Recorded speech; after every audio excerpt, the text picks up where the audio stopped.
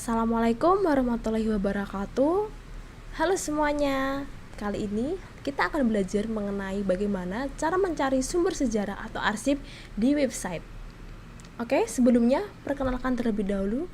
Namaku Restu Galuh Kirani dari jurusan Ilmu Sejarah mahasiswa Universitas Negeri Semarang dengan NIM 3111420047.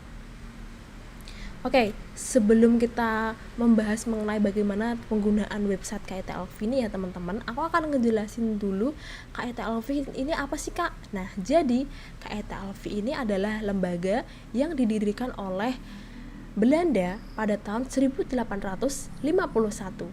Nah, seperti yang kita tahu ya teman-teman, Belanda ini menjajah Indonesia sangat lama sekali. Nah, pada saat Belanda menjajah Indonesia ini, Belanda itu melakukan penelitian banyak sekali teman-teman. Salah satunya adalah penelitian di Indonesia mengenai berbagai macam bidang seperti sejarah, sosial, budaya, antropologi, ekonomi, dan masih banyak lagi. Nah, jadi KIT-Alfi ini arsip-arsip sejarah dari Belanda ya teman-teman. Nah, sekarang KIT-Alfi ini dikelola baik oleh University of Leiden. Oke, jadi seperti itu kurang lebih penjelasan awal atau sejarah dari KIT-Alfi. Kita lanjut saja mengenai bagaimana sih Kak cara mengakses website dari KIT-Alfi ini. Oke, jadi yang harus teman-teman lakukan adalah kita buka websitenya yaitu kitalfi.nl. Kita klik, nah akan muncul tampilan seperti ini ya teman-teman. Bisa kita lihat. Nah, di sini ada tulisan about. Lalu kita klik our resources di sebelah sini teman-teman. Nah, akan ganti tampilan kurang lebih seperti ini ya. Ini bisa kita klik di digital media library. Kita tunggu. Nah, oke. Ini akan ganti tampilan lagi ya teman-teman. Lalu kita akan fokus di pojok kanan atas di bagian search. Jadi teman-teman bisa search ataupun cari kata kunci atau key yang teman-teman butuhkan. Semisal pada kali ini karena dari aku meneliti mengenai Kudus dan skripsi aku juga mengenai Kudus, jadi kita akan cari ya teman-teman tentang Kudus. Kita tunggu dulu.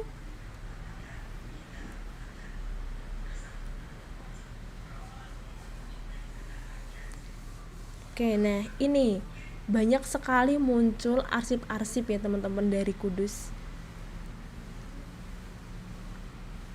Bahkan ini ada sampai banyak sekali part-part selanjutnya ya.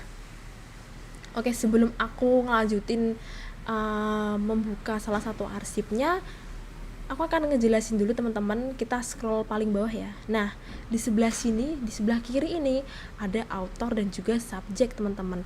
Nah, di subjek ini ada banyak sekali pilihan yang mungkin ada kata kunci lain yang teman-teman cari atau lebih tepatnya itu lebih mengerucut ya teman-teman. Nah, misalnya di sini teman-teman mau nyari tentang masjid, tentang candi atau tentang wanita di Kudus. Nah, ini bisa banget teman-teman klik di sini.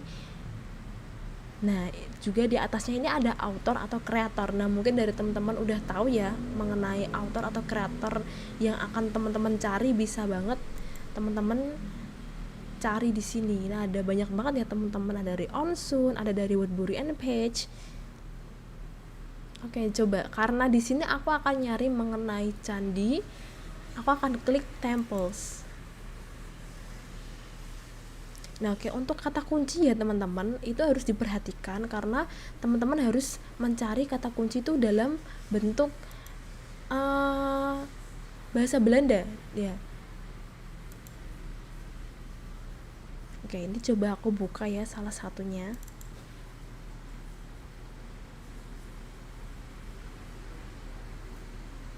Nah, jadi kurang lebih seperti ini teman-teman. Ini ada gambar ya yang kita tahu ya, ini mungkin ini memang gambar kelihatan banget dari masa lampau gitu ya teman-teman.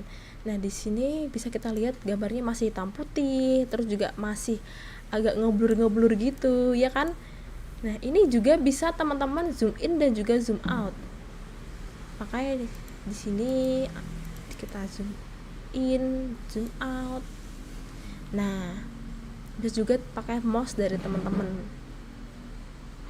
Nah, ini juga di sini ada informasi ya teman-teman, deskripsinya mengenai gambar tersebut. Nih, bisa teman-teman lihat ya, ada banyak deskripsinya. Nah, ini aku akan coba cari lagi di sini ya teman-teman, di arsip yang lain, foto yang lain.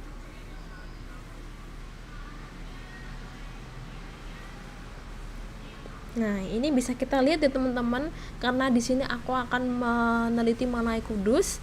Salah satunya ada candi ini.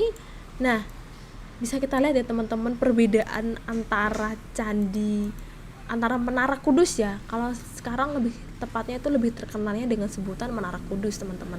Bisa kita lihat ya, ini udah sangat-sangat berbeda ya dengan sekarang ya teman-teman. Kalau sekarang itu mungkin kondisinya udah banyak tanaman, udah terawat, udah banyak jalan. Nah, ini adalah salah satu foto tempo dulu dari Menara Kudus, teman-teman. Bisa kita lihat ya, ini masih bener-bener jadul banget. Nah, mungkin di sini aku akan ngejelasin sedikit ya teman-teman mengenai skripsi ataupun perihal Menara Kudus ini. Jadi skripsi aku itu mengenai Kudus, teman-teman. Salah satunya candi ini ya. Nah, candi ini memiliki cerita yang sangat unik teman-teman, atau yang mungkin sekarang lebih dikenal dengan sebutan Menara Kudus ya.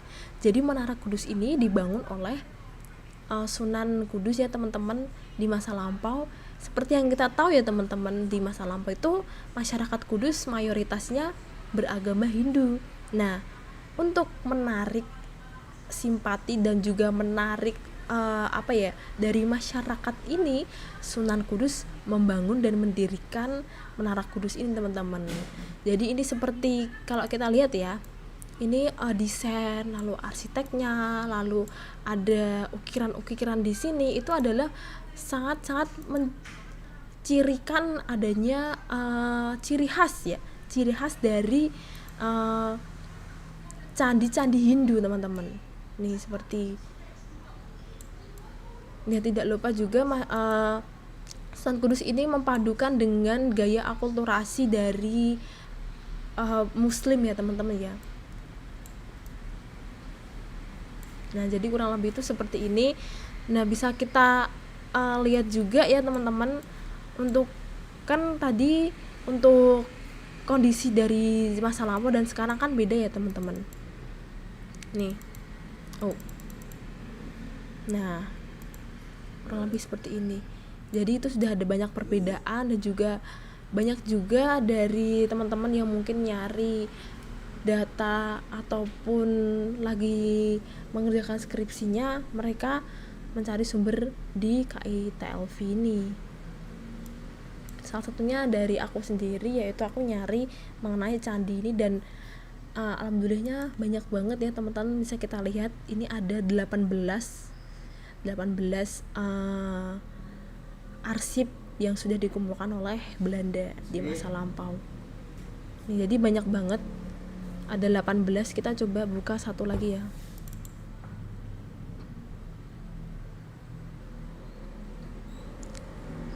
Nih, jadi ya teman-teman, di sini tuh bener-bener banyak informasinya, gambarnya juga. Ini juga bisa teman-teman unduh ya untuk gambarnya. Di sini di bawah gambar ini bisa teman-teman unduh. Nih juga ada informasi-informasi teman-teman. Nah, jadi kurang lebih ya teman-teman seperti ini, bagaimana sih mencari arsip ataupun data dari website KITLV ini ya. Oke. Jadi seperti itu teman-teman untuk video kali ini, bagaimana kita mengakses website KITLV ini. Semoga video ini bisa bermanfaat buat teman-teman yang mungkin lagi bingung ataupun kesusahan dalam mencari arsip dan juga dokumen ya teman-teman. Nah, sekian video dari saya. Semoga video ini bermanfaat. Kurang lebihnya mohon maaf. Assalamualaikum warahmatullahi wabarakatuh.